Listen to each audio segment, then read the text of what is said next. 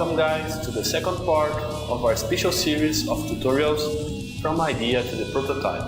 Today we are going to work with EagleCAD software.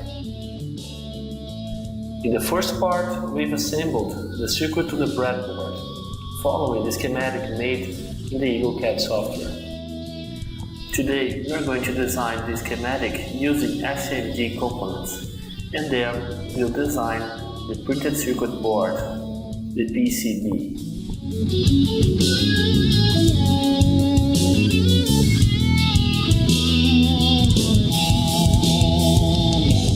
Firstly, we open the software. On the control panel, click on Projects. Right-click on Examples, New Folder. Name this new folder, as you can see in the image.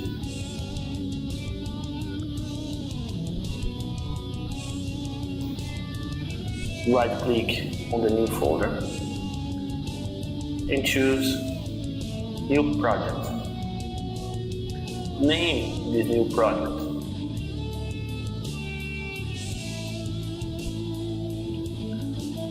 Right-click on the new project, New Schematic.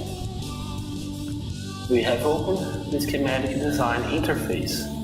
We've prepared a special library for this project. You have to enable it. Go to Library, select Use, and then search for the file where you have downloaded this library, as I do here. This library is available on this tutorials page, whose link address you can find on the video description. Go to the toolbar on the left side and select Add. Our libraries will open. As you can see, our special library is the first on the list, with all components we need to build our project. Select the 555, press OK, and click with the left button to place it. Now, we will do the same with the other components. Remember that we use 3 resistors, 2 capacitors,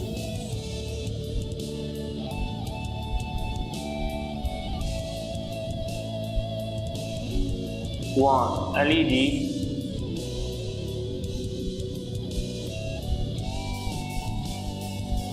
a potentiometer,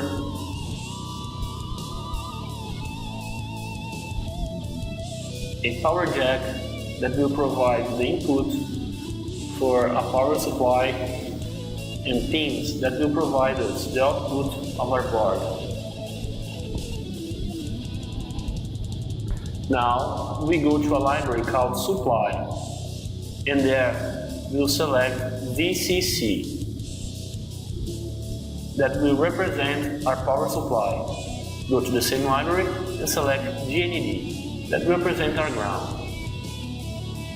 On the top toolbar, you'll find a tool called Zoom to Fit. It will centralize your design. On the left toolbar, I will use the tools Move and Rotate to arrange the components in a proper way.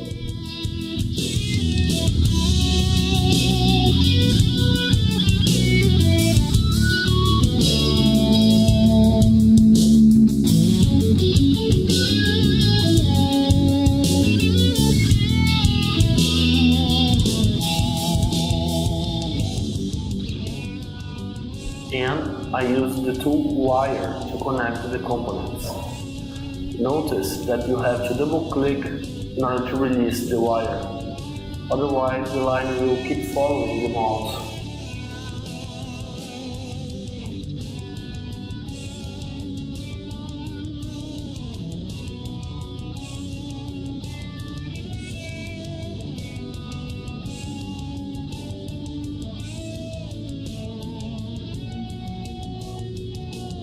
Every time you are going to connect 2 different wires, use the command junction, the green circle, to ensure that the lines will be connected, as I do in the video.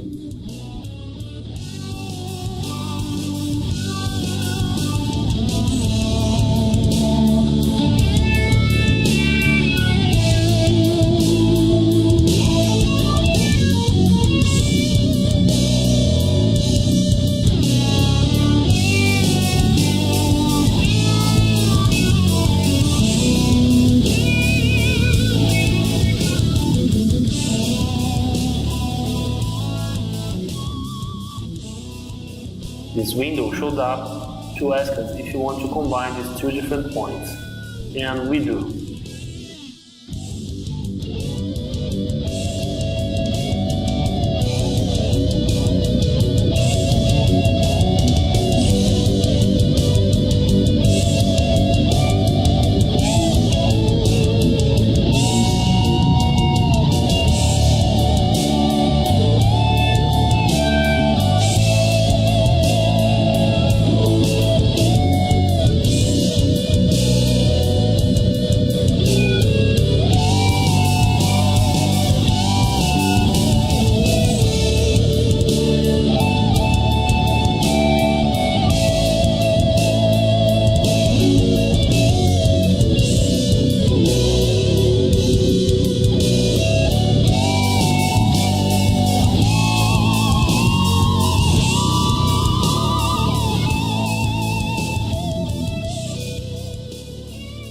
Now we are going to connect the VCC to the top part of the resistor 1. We will create a copy of VCC using the tool Copy. And we will connect the pins 4 and 8 to VCC as well, as shown on the screen.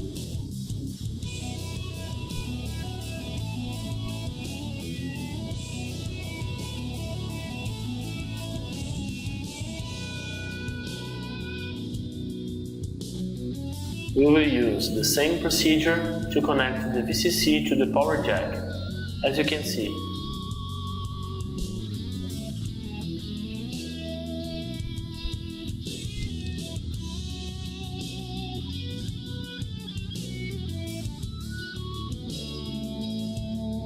And then we connect the two other ends of the power jack.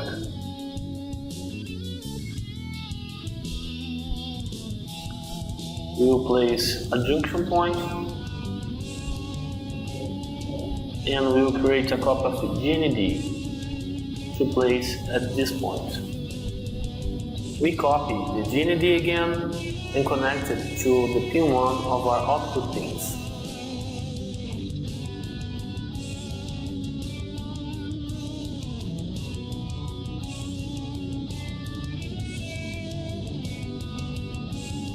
Now we are going to create a tag.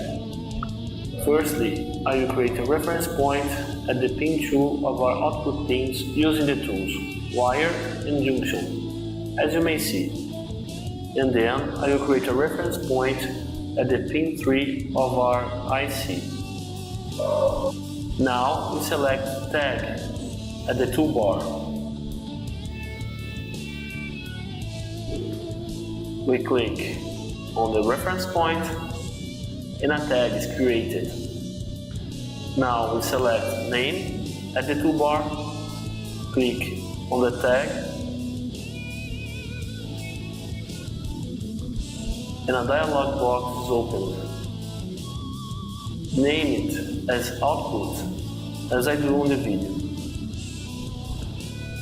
Create another tag on the other reference point using the same process, and name it with the same name. This dialog box is asking if you want to create a connection between these two different points. Click on Yes. That means that the pin 2 of our output pins is connected to the pin 3 of our IC, and thus from where we will get our square wave. Notice that I created a wire connecting the tag to the reference point. That's not necessary, since they're already connected. I just did this to make it easier to visualize. Now we are going to rename the components. Select Name at the toolbar, click on the component, and a dialog box allows you to change the name. Do the same with the other components.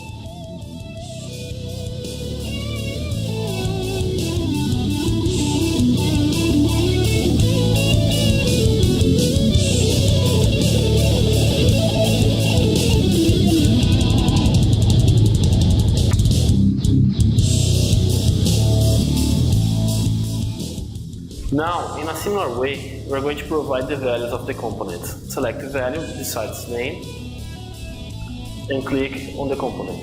A dialog box allows you to change the value. As you may guess, do the same to the other components.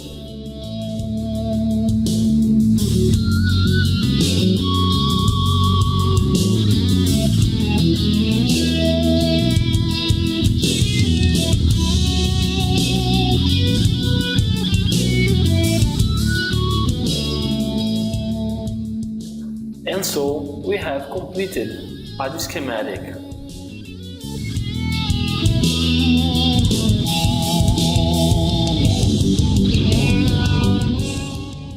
Now, as the video shows, we open the PCB design interface.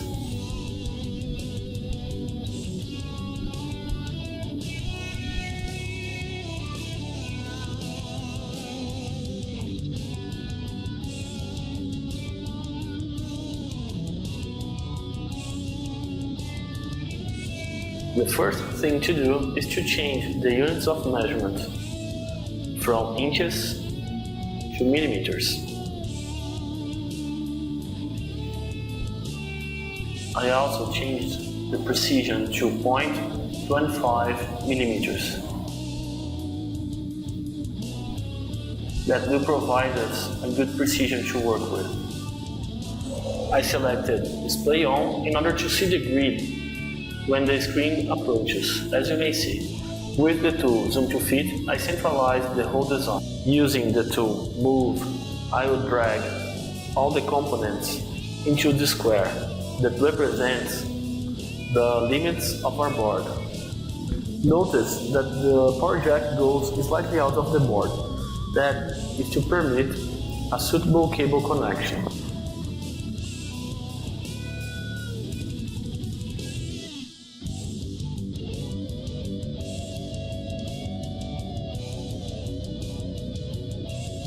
Now, using the Move and Rotate tools, we find the best position for our components. But don't worry, you can change the position of the component whenever you want.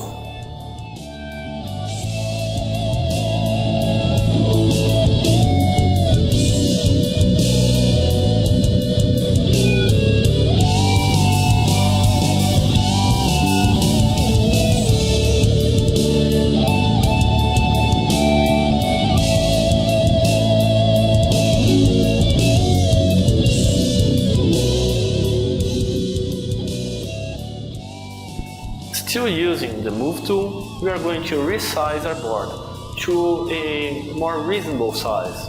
Select the tool, click on the edge and drag the edge until you achieve the size you want to.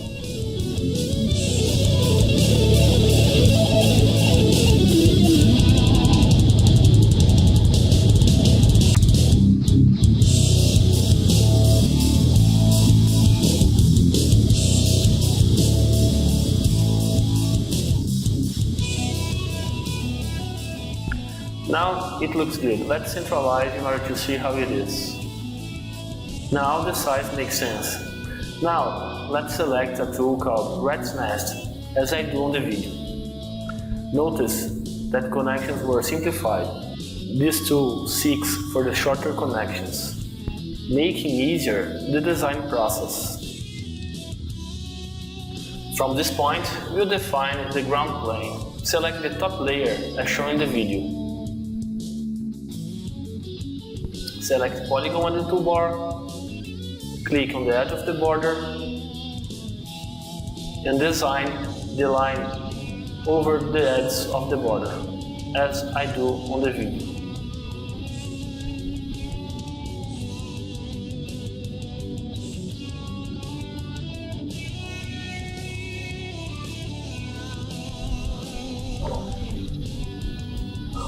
Now select the tool name, click on the border you just draw and change the name to GND. Press OK and we are done. Basically what we did is to create a connection between this plane and the components in our schematic connected to the ground. Press the Rat's Nest tool and you can see the result. Notice that the connections are very simplified now. That's because all the connections to the ground now are made directly to the plane you just created, making the design process even easier. Notice that every time I change the position of a component, a hole is left on the ground plane where the component was placed. After moving the component, press rat's nest again and the ground plane will be fixed. Keep changing the component's position to achieve a layout that I like.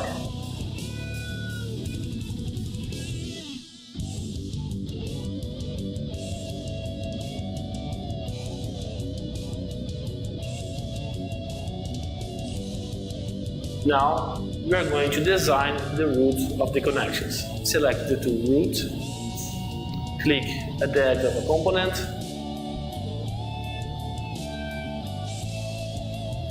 and drag the root to the other component, as the video shows. Click at the rat's nest and you can see the connection made.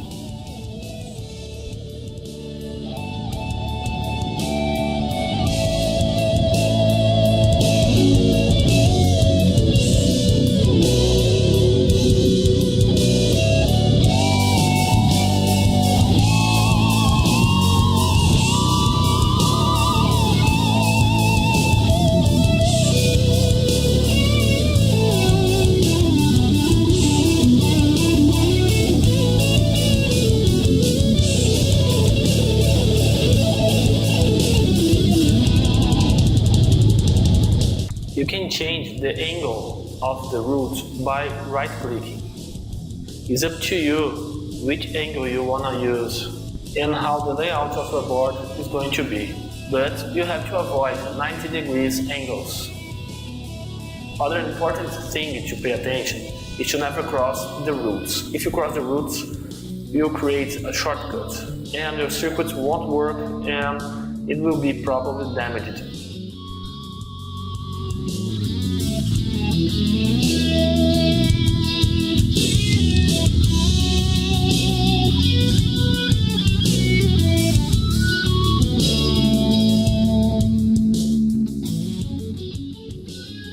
If you want to undo a root design, use the tool Repop. It's besides the tool Root and works with the inverse logic, as the video shows.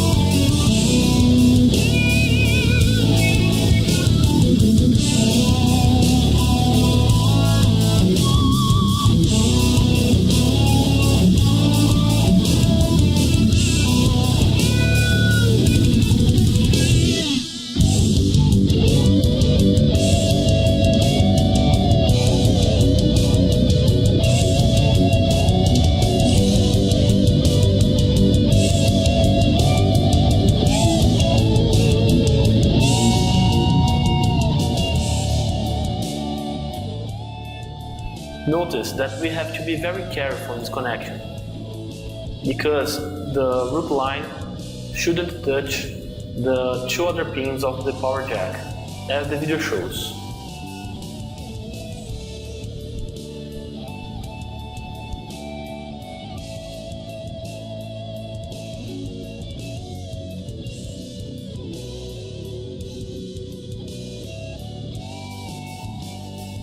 Notice that after have done this connection, a problem appears. the connection between the two negative pins of the power jack disappear. To solve this, we selected the bottom layer. We go to the layer settings, deselect top layer, and we will design a route between these two pins. In fact, our prototype is a single phase project, so we don't have connections in the bottom part. But we did this because we know that the power jack we are using have this connection inside of it. So we could provide the solution in order to keep going with our design. Now we can test our design, click on DRC and check. As you can see, no errors were found.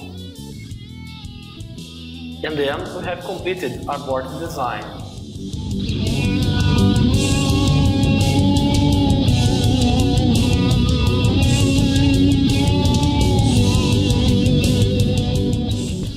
There is several ways to produce your board, but if you want to send it to a professional manufacturer, you have to provide them the Gerber files. I will provide you an example of how to generate these files.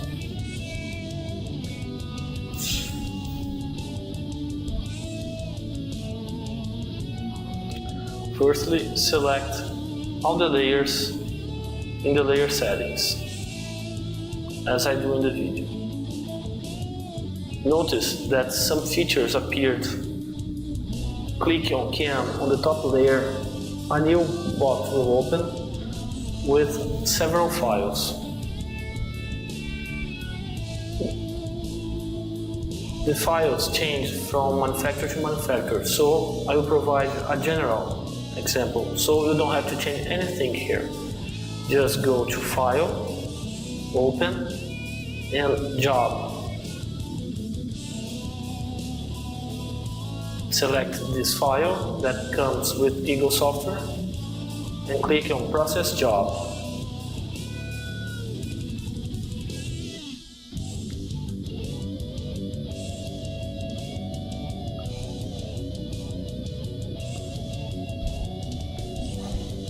Notice that other files have appeared on the project folder.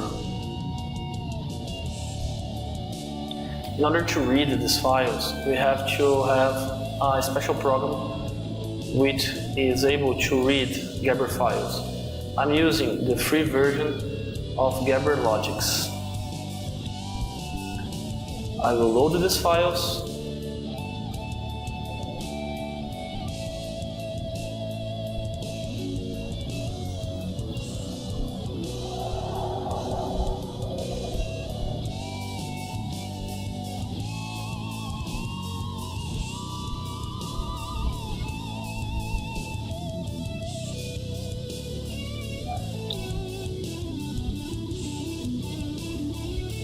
And then, as you can see, several layers of our project appeared on the screen. That are the designs the manufacturer you use to produce your board.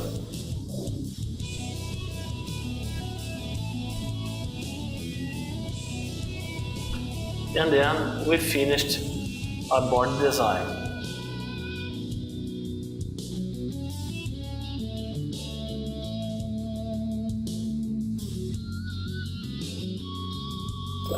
Don't miss the third part of our special series from idea to the prototype, where we are going to solder the components to the board.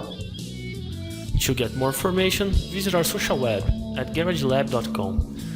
To buy one of our products, go to garagelabstore.com/store. And don't forget to subscribe at our YouTube channel.